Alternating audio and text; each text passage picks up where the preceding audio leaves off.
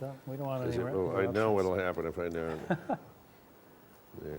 Roy is actually a hero to many of us because twice in the recent history of the Disney studio, he has come forward and said things are not going right and we have to correct it, particularly in the animation area. This was in 1984 and just recently in 2005.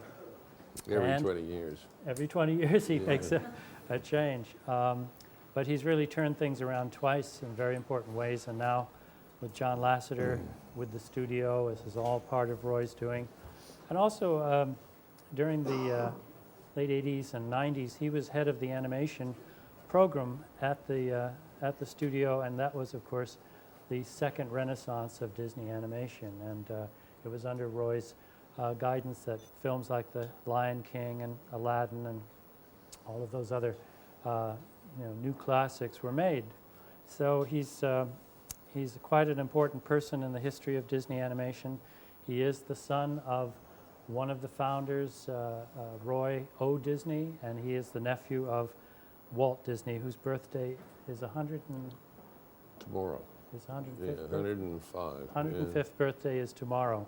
So and I'm please, still being accused of being his brother. You're still his brother. Please welcome Roy E. Disney.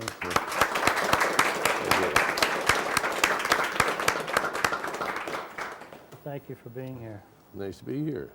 And Roy is here actually in New York promoting these new DVDs that have just come out on the True Life Adventures. Do you remember, anybody remember the True Life Adventures? You're probably too young, but they came out in the they're all too young, yeah. 1950s. But this is a 4-box set of all of the True Life Adventures, which were nature series. And I recommend them not only to nature lovers, but also to cinematographers, documentary filmmakers, musicians, and animators. This is like a living Muybridge book. Any animal that you want to see how they move, it's here. And you can look at it frame by frame and make your notes and just go to town. So I highly recommend this. These will be out tomorrow here in New York. So Roy, this is a group of animation students. And I kind of envy your childhood because didn't you tell me once that when you were 9, you were watching your uncle photographing Stokowski on the soundstage? Yeah, I was out on the stage during some of the live action shoot for Fantasia, and I think my dad dragged me out there, and I spent half a day watching them line up a shot and shoot it over and over and over. Yeah. And remember it still very well because Stokowski was there, and they were shooting. It was one of those shots where they had him. They were shooting his silhouette against with a big light and up on some colored paper of some kind. But I did hang around there a lot when I was young, and my mother, when we were still over on the old Hyperion studio, before we moved to where we are now, and so this is early 30s. Mother used to want to go shopping, and she'd drop me off so my dad would babysit me. We were smaller then, and he didn't want me in the office, I'm a 4 or 5-year-old kid. So he'd shove me out in the hallway, and I'd just go see whoever was there, and some of the guys would say, "Come on in and look what I'm drawing." So I just grew up thinking that the normal world was composed of people who were slightly crazy and drew for a living. More than slightly in some cases. Yeah. Didn't you tell me once that your uncle told you the story of Pinocchio? What was that? Yeah, I was, I think 9, if I remember right, and homesick with the chicken pox and upstairs in bed. And it was probably a weekend, and Walt and his wife came over to have dinner with my folks. And Walt came up just to say hello to me, and I guess he'd been working on Pinocchio at the time. And he decided he did this with a lot of people. He'd sit down and tell you the story to see how you reacted. And if you didn't react the way he thought you ought to, he'd go back the next day and start fixing something to make sure it did work. I think his strongest impulse was as a story man. Yes.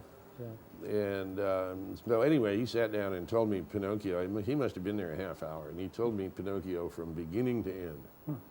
And Acted out all the did all the characters. parts and did the whale and and the whole thing. And I was just absolutely entranced. I still am to this day. I wish he'd made that movie.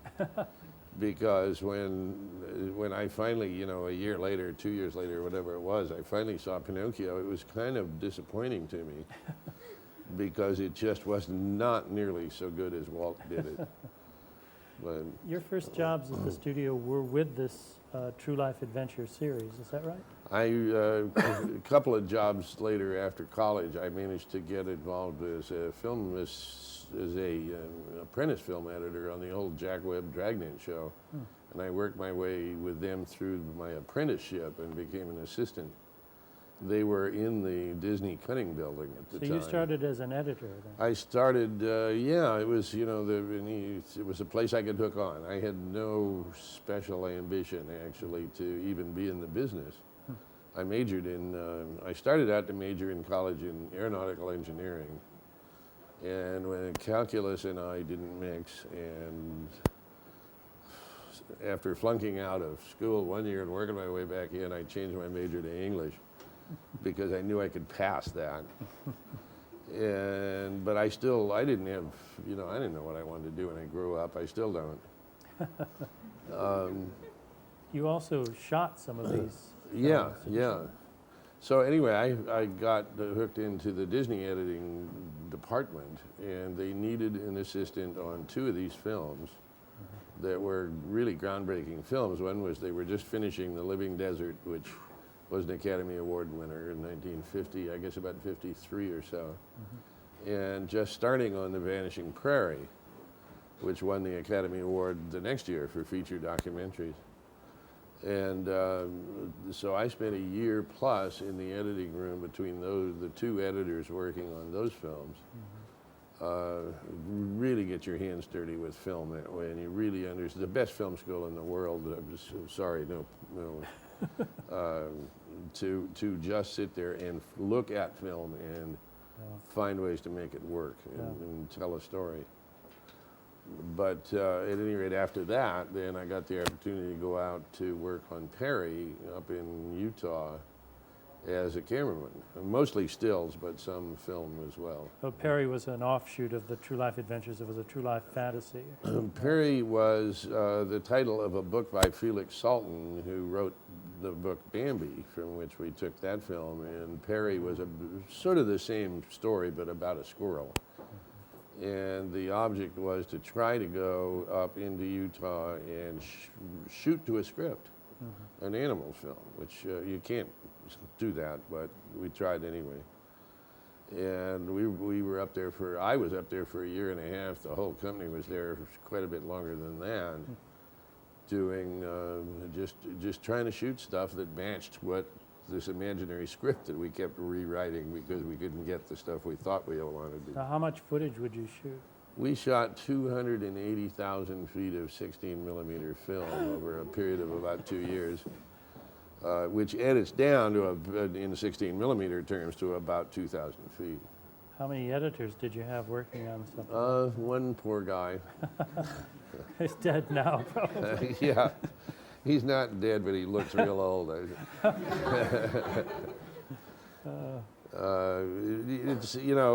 It was easier, in fact, for the editor on that particular show because we knew what the kind of sequences we were looking for. Yeah. So you knew when you looked at dailies, you kind of knew, well, that scene doesn't work, so you could eliminate it. Yeah. Well, the True Life Adventures themselves were really groundbreaking for their time. I mean, this is before Nova, before Before Jacques Cousteau, Attenborough. We really, I think, kind of laid the groundwork for all of those people that have come along since, the Discovery Channel and How did it begin? Steve Irwin and everything Steve else. Irwin.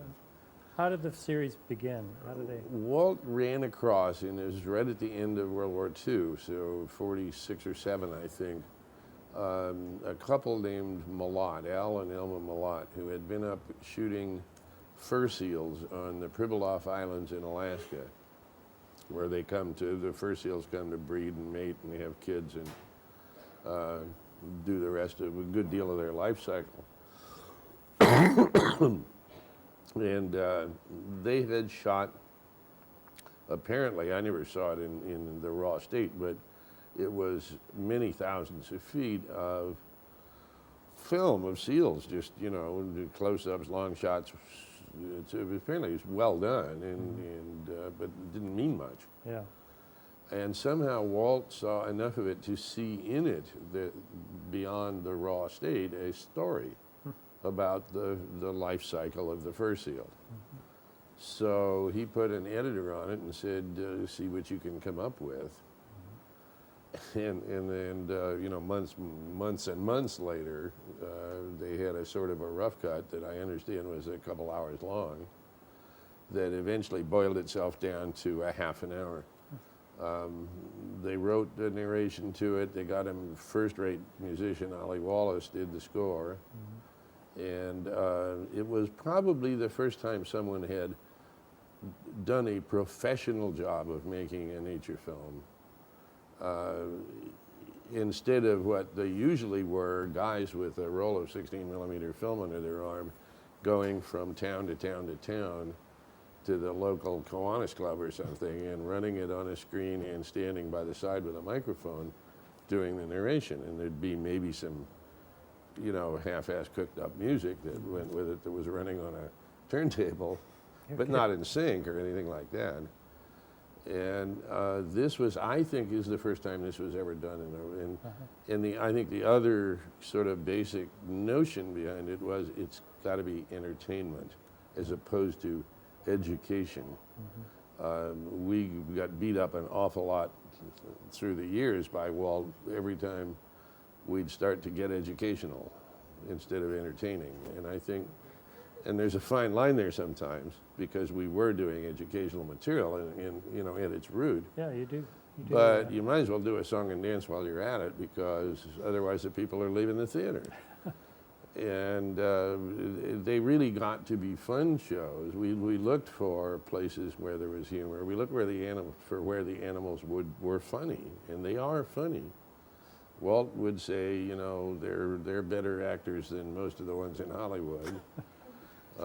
Partly because they're totally natural. Whatever they do, it's them. You know, they're not acting. Yeah. And partly because they do unexpected things. It was amazing footage of you know, insects and birds and prairie dogs. Well, someone asked Walt once at a party, what was that about? How do you get the cameras to down in the prairie dog burrows? Yeah. Well, he may have had a drink when he answered that question, but he said that we'd invented little teeny cameras and trained the prairie dogs to use them.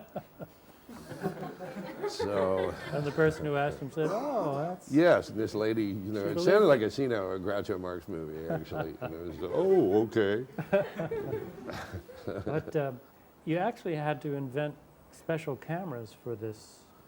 We did. We had a lot of gear developed by actually the very first specialized camera in the maybe I should tell the Paul Kenworthy Living Desert story because the first feature-length movie that we made was The Living Desert, and the sort of prime sequence in that is a battle between a little wasp and a tarantula, and the wasp's survival behavior is that it has to kill a tarantula and lay its egg in the body of the tarantula, which will feed and nourish the egg until the baby wasp hatches out. And it's an epic battle in miniature, of course. Amazing.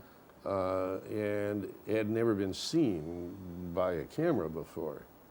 So this young student at UCLA Film School decided to photograph that for his master's thesis. He built a camera especially to do it. It was a Kodak Cine Special 100-foot load camera, which was just a sort of semi-pro camera. And what he did was machine a front end on it on the lens mount that had a little prism in it that kicked up 20% of the light into the viewfinder, and the other 80% went through to the film. So there was a viewfinder through the lens viewfinder, the first time anybody really had much of that. That's the sort very of first thing time that was. that we know of, anyway. And it was all sort of made it by hand. There was only the one of them for a long time. 16 millimeter. 16 millimeter. I shot with that camera a couple of times, and it was, believe me, it was like looking down this long mailing tube with a teensy little picture down there that I don't know how he saw focus on it in the first place, but he did. And that had like a 4 or 5 or 6 inch lens on the front of it. And he was shooting on a little tabletop set, probably not a lot bigger than that table, with under the lights. And not much light, and that film was very slow, and so the depth of focus he was working with in that situation was probably about a ½ an inch at the most. But he could follow focus, you know, and he got amazingly good at it. So anyway, he shot this whole sequence and put it together, and it got to be kind of talked about outside of UCLA. Walt heard about it. We were making the True Lives at that time. We'd only made shorts up till then. So somehow he got hold of it, and he bought it from Paul to serve as the first sequence in this new film. And so Paul could not then give it to UCLA as his master's thesis, and he never has got his master's at UCLA. He's been a filmmaker ever since. So. Well, that ended In happily. fact, you're going to meet him, I guess, on Thursday. Roy and I are going to be in Los Angeles at the Egyptian Theater talking about this series, and Paul Kentworthy, the man who did shoot that sequence with the tarantula, is going to be there as well, so I have lots to ask him. Now, there's a sequence in 16 millimeter that is CinemaScope in this as well. How did that happen? That's very unusual. That was purchased footage, actually, as it happened. It was the early volcanic eruptions on Kilauea on the Big Island in Hawaii, and in the 50s, early 50s, I guess. And some guy had gone out with a camera in a helicopter and shot some really amazing stuff with an anamorphic lens on a 16 millimeter camera. And as I say, we purchased that from him. It just barely qualified to blow up to 35. It was not the world's best lens, but it works out. It's a lava volcano eruption. There's all this nobody had ever seen that sort of thing on film before either at that time, and it was a film called Secrets of Life, which was sort of a hodgepodge of little seen interesting nature facts. You know, it was sort of like the appendix in the back of the book, kind of. I wanted to open this up to the students to ask questions, but before we do that, how do you feel about what's going on at the studio today? Oh, well, I'm very pleased with the general trend of what's going on. I think our friend Mr. Eisner is gone, and I have been told by a lot of people that it's an enormous relief to the creative community there.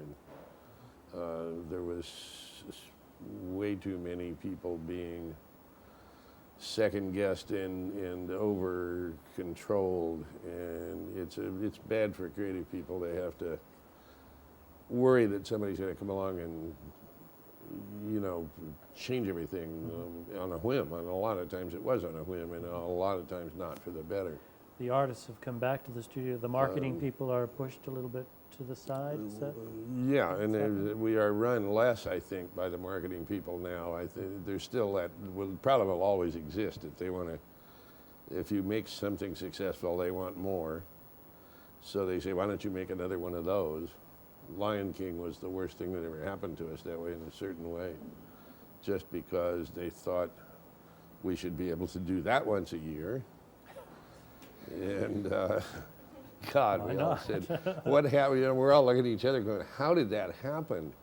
You know, it was a struggle to make that movie. There's still places in it I wince at, you know, and you go, God, if I could have fixed it, it would have been a lot better. And yet the public just, they saw right through all of that or around it or something. I don't know quite what it was, but made $350 million or whatever it was. Well, Lasseter's already starting to make his presence felt. Yesterday in the Times, there was an article about the return of shorts to Disney. They're going to put theatrical shorts onto the features. When you go there, and the shorts will be whatever the media is that needs to be made. It can be 2D or CGI or a combination.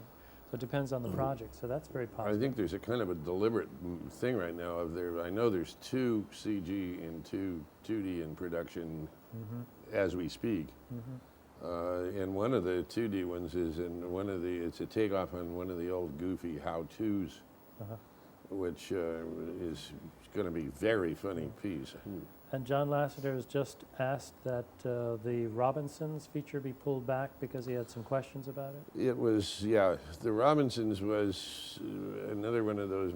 We were in a cycle before John arrived of making movies to fit release schedules and making movies because we had to make movies instead of making movies that we wanted to make, that people felt passionate about. And that's a real difficult situation to be in. And John has never, in all those years up at Pixar, has never been in a position where he had to hit some schedule. And, there comes a time when you have to, of course, because the publicity's out there and the theater dates. But early in the process, when you see it's not working, you need the freedom to be able to say, hey, it's not working. We need to fix this.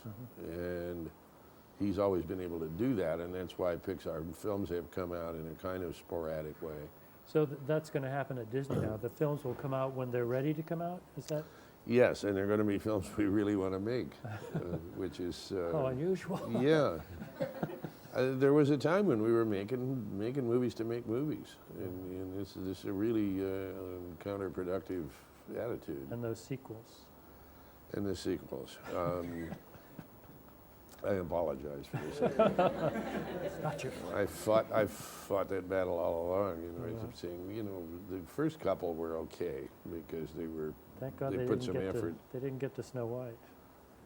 We were close. We were close. I was going to commit ritual Harry Carey or something. On the, if I had to. No, I wasn't actually. Well, let's open it up to the students here. Yes, Jennifer. As John was saying, some of my favorite Disney films are the more artistically experimental shorts. And I really love Fantasia, especially Fantasia 2000, which I know was one of your Thank you. projects. I was wondering, is there any plans for future Fantasias? Or other great shorts like Destino also is one of my favorites. There's a pot over here simmering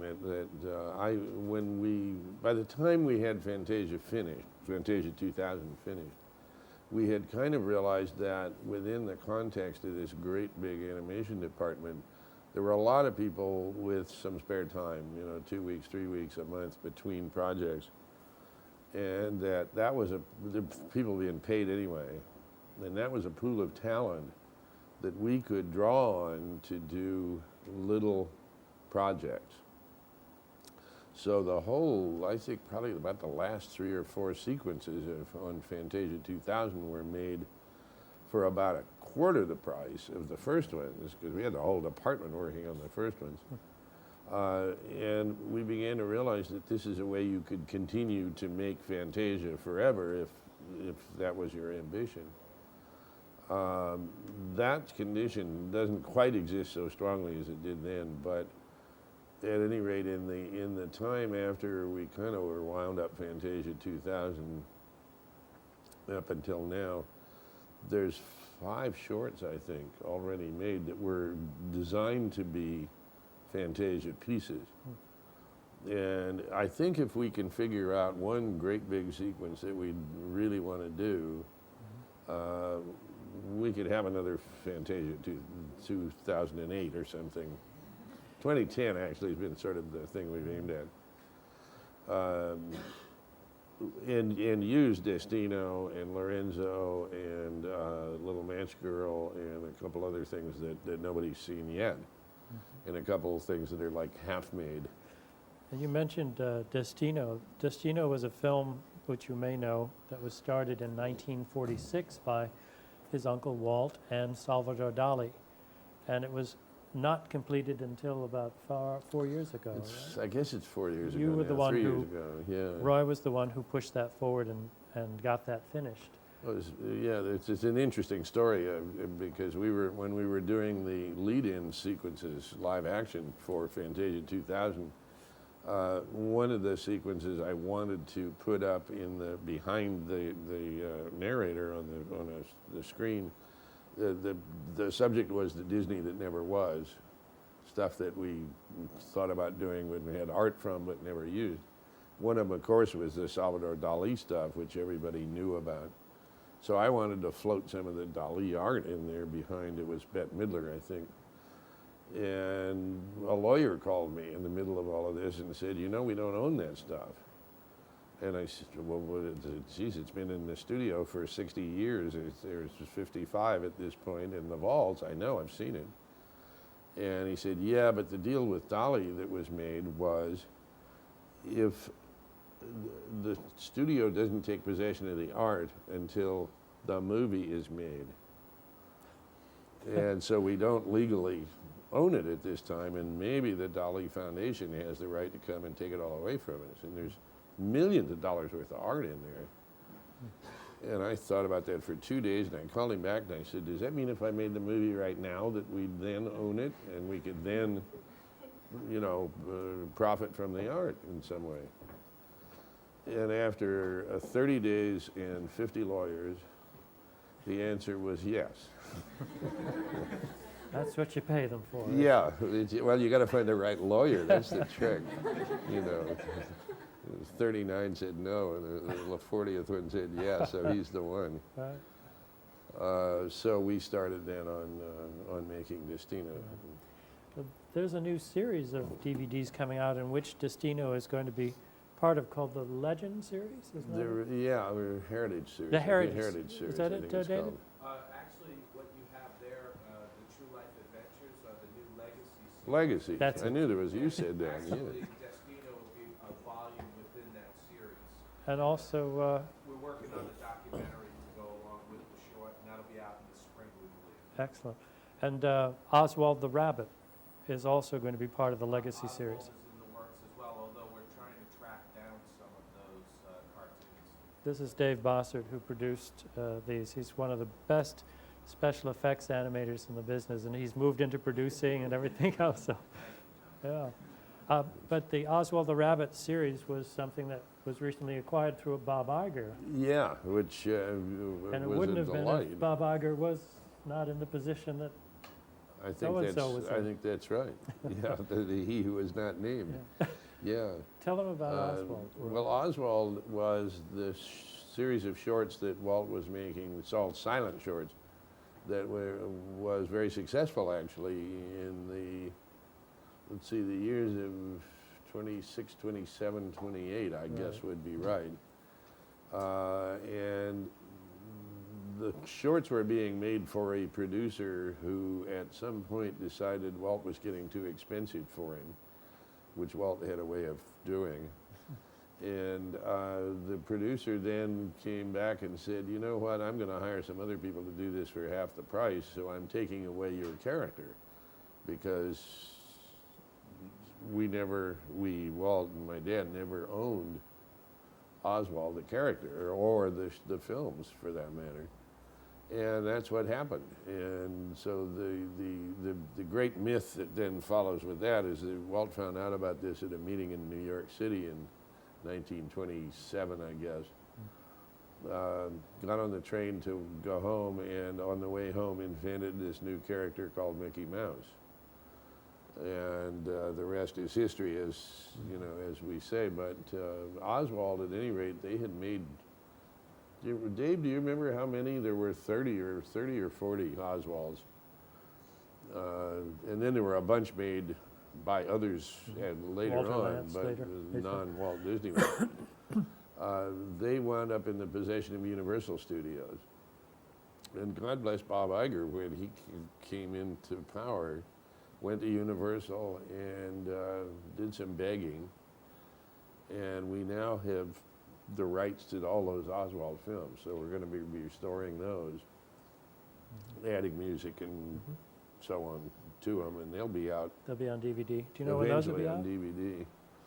Sometime, we're shooting for sometime next year, but there were 26 original Oswald the Rabbit 26. cartoons that Walt and Roy's dad made, and out of those, we currently only have copies of 13 or 14 of them. Huh. One of them is severely damaged from nitrate deterioration. We're looking for the other ones, and we're trying to get as complete a collection as possible. Other questions for Roy? Stephen? I was wondering, in terms of overseeing projects, what your approach to story is, and how you look at characters, whether you're developing, documentary footage or, a major animated feature, what you look for in a story. Entertainment, I think, is the first thing. I look, it's at least with me, it's always been a very personal thing. I never took a course in story development or anything like that. It's whatever I know, it's kind of instinctive, I guess. But I think I look for character, and I just look for stuff that interests me. Without making that sound egotistical, I think if it's interesting to me, maybe somebody else will be interested too, if I am good enough to tell them in an interesting way. A lot of times stuff that, I want to make a film about the navigators of the South Pacific, and I'll be damned if I can figure out how I can make you interested in that. So you kind of have to know what you can tell. You have to sort of know yourself in a way, and how you operate as a storyteller. I don't know if that's an answer to the question. Anybody else have a question for Roy? Must be one. I want to ask about your father, who, so much of the limelight goes to Walt, and rightfully so, but your father was as important as Walt was to the building of your studio. Oh, absolutely. I don't think there would have been a studio really that lasted very long without my dad. My dad was 8.5 years older than Walt, and there were two brothers still older than him in that family.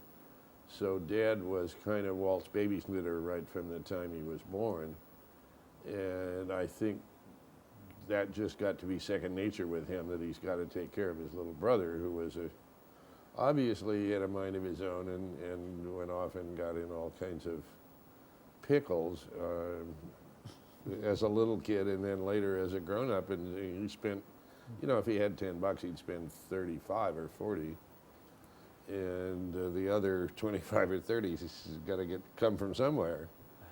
And if I could encapsulate everything, that's kind of how they operated.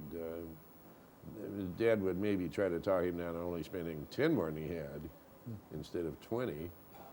But the relationship was very antagonistic at times, because Walt really was a driven guy. But Dad, if they hadn't been brothers and they hadn't had that relationship of being able to come back together after fights, and they did have fights, I'm not sure that Walt could have found a businessman to work with him on a permanent basis anywhere else. Was your father supportive of doing an animated feature, which was very unusual in 1937? I think he came to believe that it could be done, and a lot of what led up to Snow White was the Silly Symphony series, and a lot of, we're talking about experimental work, very experimental work, of all kinds of atmospheric things, of the developments like the multiplane camera, of working with color, which was relatively quite new, and of animating realistic human forms, which they'd never done up until just before Snow White. So there was a tremendous amount of work leading up to it, it sort of, I think, partly was to make Walt believe you could do it and make the animators believe you could do it. But probably was aimed at my dad a little bit too. Yeah, yeah. And what about Disneyland? Was that an agreeable thing to both brothers, or was it again Walt charging off and then Roy trying to help finance it? in some Well, it was it was always Walt charging off and my dad running to catch up, figuratively speaking. But Dad really, I think, knew that was going to work. It was interesting because most people didn't believe it was going to work. But when you listened to the logic behind it and heard the sales pitches, you just knew it would. You know, you hoped it'd stay open more than 1 year. Questions for Roy? I've heard about, Andrew. is it Frog Princess? Is that correct? Yes, it is. I heard that's being developed as a 2D feature. Yeah. Are there any other feature 2D ideas? They're not 2D that I can tell you about right now. I think that's the one on our plate right now that is definitely got a go-ahead though. And that's John Musker and Ron Clements working on that. And I've seen some of it, some of their storyboards on it, and it's going to be a lot of fun, Yeah. I think. Great. It's a silly story, of course, but it's silly enough to be fun.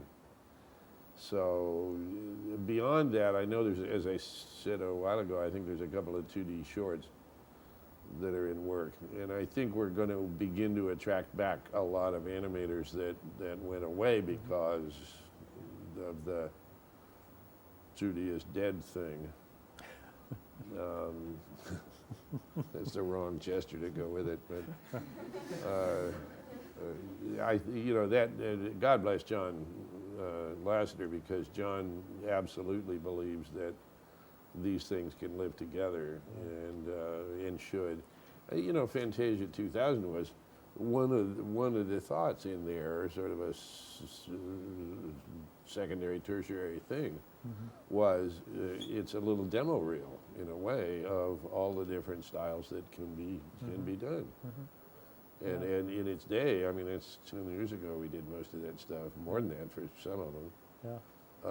It sort of proved that all those things can live together and nicely.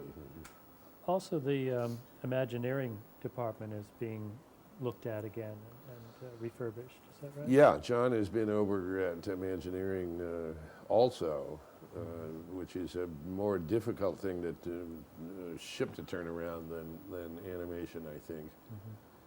Because there's an enormous bureaucracy over there and very conflicting motives and very less defined budgets. It's not unlike movies where you say, okay, there's an idea, let's make that movie now. What kind of a budget do you want to put onto it? Should we spend that much or just that much? And rides are a lot the same way, and parks are a lot the same way. You have to sort of decide what it's worth. The philosophy, and I think John thinks down these lines, that you need to make it the best you can make it, and then look at the cost, as opposed to doing it the other way around. Of saying, how good can we make it within this budget? I think that's the way we're going to be looking at life again. Good. It certainly is the way Walt looked at life, and the way I grew up thinking that that's what you're supposed to do, is you're supposed to make the best product you can. I mean, that seems self-evident, but it doesn't always happen. And I think we're going to be doing that again, and it's a big relief to me, because you can't make things that are partway things and expect them to last very long. So in the end, it's going to cost you more to make cheap stuff than it is to make expensive stuff that lasts. Are you involved with the animation department there as you were before? Or? Not as much as I was before. I actually got involved in making a documentary film about sailboat racing that's going to keep me busy for the next 6 months, 8 months. That's one of your, well, it's more than a hobby, isn't it? Well, no, Sailboat. it's a hobby if you ever saw the bills. But, I've been racing sailboats across oceans for quite some time, and this idea came to me. We have a biannual, every other year race from Los Angeles to Honolulu that I've done a number of times, and I always wanted to make a film about, and actually have made little documentaries about. And this idea came to us of, how about doing, you guys could qualify, how about doing a story about the youngest crew ever to do a Transpac? And so we have put together, we've recruited sailors, young sailors from all over the country. And when they start the race next July, the average age on board is going to be just a little over 21. And we're going to push them off the dock, and they're going to have to figure out how to get to Honolulu, you know, without our help. Sink or swim. We've got them a boat that's competitive. They could do well if they sail the boat really well. They could do quite well in the race. And we're going to have some fixed cameras and a couple of handheld cameras on board. 16 millimeter? No, high def video. In order, Dick Cook wants this as a theatrical. Wow, great. So we've been filming since actually last July, on and off, and we're going to Hawaii. It's really terrible. We have to go to Hawaii for 4 months. Terrible. And How do you suffer? I bought a house over there, for Pete's sake. Other questions? Roy's very candid. He'll talk about anything. Yeah.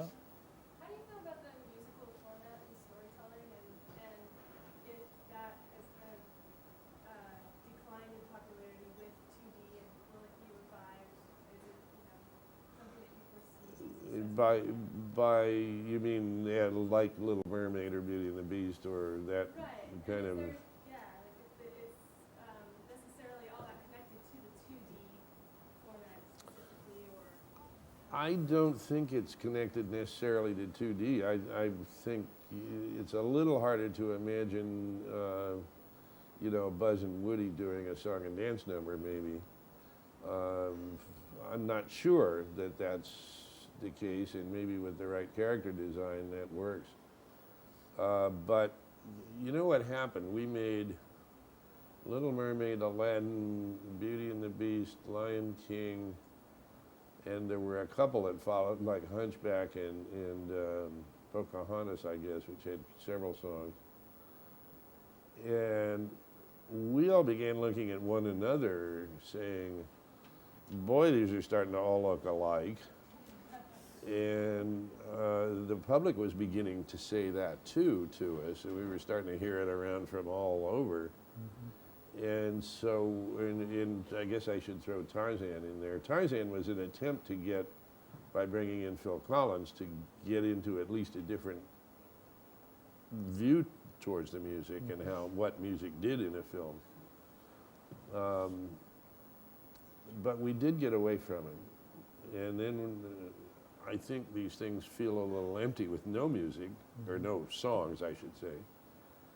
And I think we're sort of beginning to go back into the other cycle. So I think that, you know, that the traditional, almost proscenium-like Broadway musical approach, which was Mermaid and those films, it'll come back, I think. But it'll come back hopefully in a little different form, with a little less feeling of I'm watching it through a screen as opposed to being in it. It's a non-answer, but music has always been enormously important to these films, and even if it's just score, it has to be more than your typical score, and very often we do musical treatments before the animators ever get their hands on it. So you have mood, and you have tempo, and all the rest of those things to you know, guide the animation and guide the story. Anybody else? Another question? Ben? Throughout your involvement with the Disney Studios, and it's grown so much, and as it grows, it's impossible for it to maintain a single guiding mentality. For you, what has been something that you've tried to maintain that you want Disney Studios to continue doing or to stay in line? It's really hard to put your finger on what it is. You know, you have a tendency to more tell people what it's not when they do it wrong. But it always comes back with me to people who come up to me every now and then, and this happens more than you can imagine, who say, thank you for what you did for me and my family through the years, you know. So if you kind of keep remembering that and thinking about it, you have a tendency to be able to say, well, this fits that larger mold. The thing Walt always did was to surprise you. And so you need not to make rules. You know, you need to have a sort of a moral compass, I think. And you need to be able to not do Jeffrey Katzenberg's fart per reel jokes. I mean, it's funny, but it's, not forever. And you need to try to think in terms of not necessarily contemporary in terms of your humor or in terms of your subject matter, that when you do something that's really contemporary based, it may be good right then, and 5 years from now it might look kind of dumb, or just not be understood. And that really kind of tends to make you work harder. But I hate to make rules, I want to make really good entertainment. I want to entertain myself. I want to love what I do, and I still do. We have time maybe for one more question from the audience. Anybody? Shy group. Yes. I have a question. Tomorrow is would have been your uncle's 105th birthday. What's a strong memory that you have of Walt Disney? Everybody has their own opinions of what he might have been like, but you knew him. Yeah. Is that a shudder? Yeah, it's amazing, 105 years, and Can you imagine? And he was just a kid when I knew him, because I was quite just a kid. There were two Walts in my own memory of him, and the one was Uncle Walt when I was a little kid, the one that came over and told me Pinocchio, and the one that he loved kids, so he just felt like entertaining every kid he ran across. So he was always fun to be around, and he was always joking and laughing and having a good time. And then later on, of course, I worked for him in the last few years of his life, which were admittedly tough, because I think that cancer that did kill him was really affected the last several years of his life. And he was working harder and harder in those years as well with the park, and we'd bought the land in Florida and making his Sunday night show and making movies, and was he busy. So I got to make a few of the Sunday night shows for him, and I won't say he was tougher on me than anybody else, but he was certainly not easier on me than anybody else. He was a tough boss, but it was always, in my view, it was always fair, because if you looked at things he criticized or wanted you to fix or change, he was right, and you can't argue with right. You'd say, well, that's not the way I meant it to be. And he'd say, he said to me one time, he said, do you want to work on this show or not? It was like a snake striking, What did you say? I said, yes, Walt, yeah, I want to work on this show. And so he said, well, let's do it this way. And he had an idea for this particular case for how to change what I'd been working on. and it made the show, well, it changed it from terrible to good. Did you have to go reshoot stuff? And No, it was just recutting it and rewriting narration for it and adopting a new. We changed it from something that was semi-serious into a complete spoof. would he praise what you did? Because I hear he didn't usually praise. For me, once, and there was that show. What did he say? He laughed. No, I didn't get, hey, that was good, or anything like that. I just got, he laughed at the jokes. That's enough. Hey, that's what you want everybody to do, you know. Yeah. Well, well, thank you, Roy. This has really Oh, been it's a wonderful pleasure. to have you here, and thank you very much for coming. Thank you.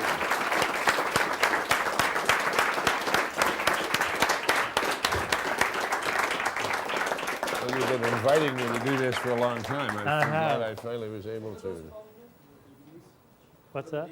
These are the True Life Adventures, and there are 4 discs. They're all different and all terrific. A lot of extra stuff on here. Stuff about the filmmaker's journal, how they made the films, the special cameras they used. They had to, sometimes stay out in the wild for months, right? Yeah, Years? months, yeah. Yeah. He was walking uphill with 40 pounds of And camera Roy's on on your it, back every day. Roy's on a lot of these down at the Florida Animal Kingdom, and just terrific stuff. I still don't have my copy, by the way. Oh, well. Okay, thanks, everybody. We'll Thank you. commence class in 15 minutes, so see you soon.